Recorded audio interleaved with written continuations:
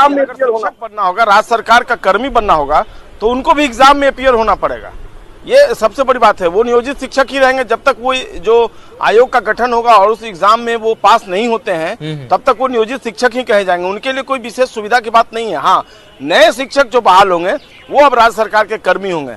लेकिन सबसे बड़ी बात यह है कि जितने नियोजित शिक्षक अब तक बनाए गए हैं, अगर सभी एग्जाम में पास नहीं होंगे तो उनको नियोजित शिक्षक की तरह ही सारी सुविधाएं जो अभी मिल रही हैं वो मिलेंगी।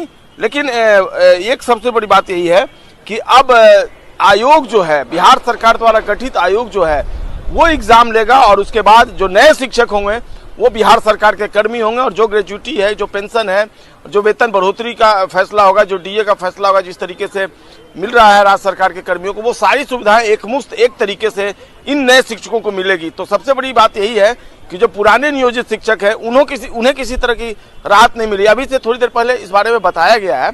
और जो हम लोगों ने जो एसीएस थे, अपर मुख्य सचिव थे मंत्रिमंडल सचिवालय विभाग के एस सिद्धार्थ, उनसे पूछा भी कि जो नए शिक्षक बनेंगे वो तो ठीक है, राज्य सरकार के कर्मी होंगे, जो पुराने नियोजित शिक्षक हैं उनको आप क्या फैसिलिटी दे रहे? बोले उन्हें भी इस एग्जाम में अपीयर होना पड़ेगा।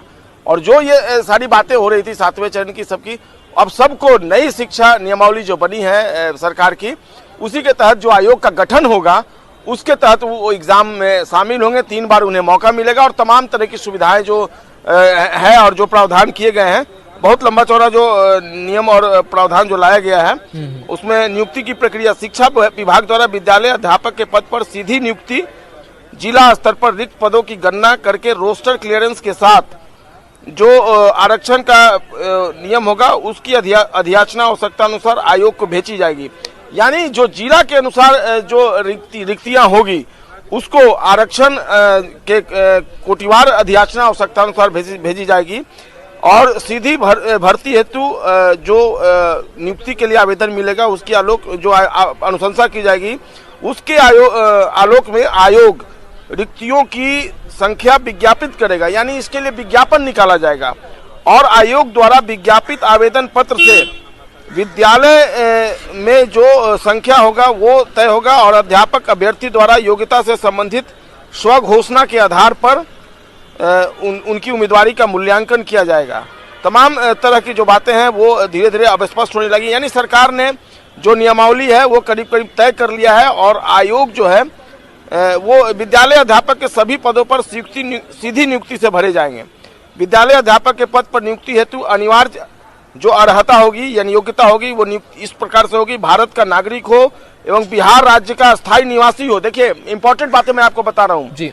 इंडिया का वो सिटीजनशिप उसको मिला हो लेकिन वो बिहार का नागरिक होना चाहिए। विद्यालय अध्यापक के पद पर नियुक्ति के लिए राष्ट्रीय अध्यापक शिक्षा परिषद द्वारा समय समय पर निर्धारित शैक्षणिक एवं प्रशैक्षणिक योग्यता को वो धारित करता हो, यानी उसके पास ये क्वालिफिकेशन हो। विशेष विद्यालय अध्यापक के लिए अर्हता भारतीय जो पुनर्वास परिषद है उसके अनुसार जो रूल रेगुलेशन है उसके अनुसार वो एक्सेप्ट किया जाएगा।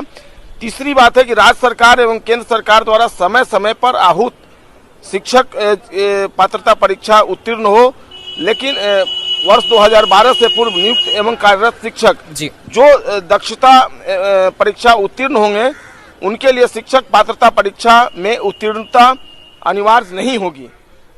आयु जो है वो बताया गया कि प्राथमिक एवं मध्य विद्यालय में विद्यालय अध्यापक की नियुक्ति के लिए जो नियुक्ति वर्ष की 1 अगस्त को अभ्यर्थियों की न्यूनतम आयु 18 वर्ष यानी मिनिमम जो एज का कैटेगरी रखा गया है योग्यता वो 18 साल एवं कोटिवार अधिकतम आयु सीमा वही होगी जो राज्य सरकार के जो कर्मी होंगे सामान्य प्रशासन विभाग द्वारा पहले से तय है उसके अनुसार निर्धारित किया जाएगा। इसके अलावा कई और जो नियम और जो प्रक्रियाएं निर्धारित की गई हैं उसके अनुसार समय समय पर एक और चीज दी गई कि प्राथमिक विद्यालयों में नियुक्ति के लिए नियुक्ति वर्ष की 1 अगस्त को अभ्यर्थियों की न्यूनतम आयु 21 वर्ष होगी एवं जो कोटिवार अधिकतम आयु की सीमा वही होगी जो राज्य सरकार द्वारा समय समय पर निर्धारित किया गया। तमाम तरह की बातें जो हैं अभी जैसा कि आप पूछ रहे थे जी, मैं आपको बता दूं कि नियम और जो प्रक्रियाएं हैं वो तय कर दी गई हैं।